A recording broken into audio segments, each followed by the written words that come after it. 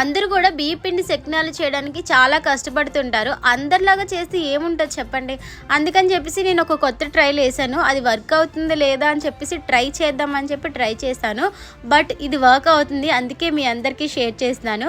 మా అక్క అయితే ఇదే పాత పద్ధతిని ఫాలో అవుతుంది. ఒక చిన్న పాల్ ప్యాకెట్ తీసుకొని అందులోని పిండి వేసి చిన్న హోల్ పెట్టి సక్కనం కింద వేసి చూడండి ఎంత బాగా వచ్చాయి ఇవన్నీ కూడా. ఆ తర్వాత కొంచెం దగ్గరికి అనడమే ఇలా.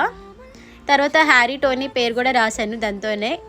జస్ట్ ఒక ఫన్ మాట. బట్ నిజంగా సకినాలు ఇలా చేత్తో తిప్పే కన్నా ఆ పాల్ ప్యాకెట్తో వేస్తే చాలా ఈజీగా అయిపోతుంది. మీరు ఎలా చేశారు అనేది ఒకసారి కమెంట్ చేయండి. టేస్ట్ కూడా చాలా బాగుంది. మేమైతే చాలా తక్కువ పిండి, జస్ట్ ఒక 2 గ్లాసెస్ పిండితోనే చేసామన్నమాట. ఎలా వస్తాయి ఏంటి అని చెప్పేసి ఫస్ట్ టైం చేస్తున్నాం.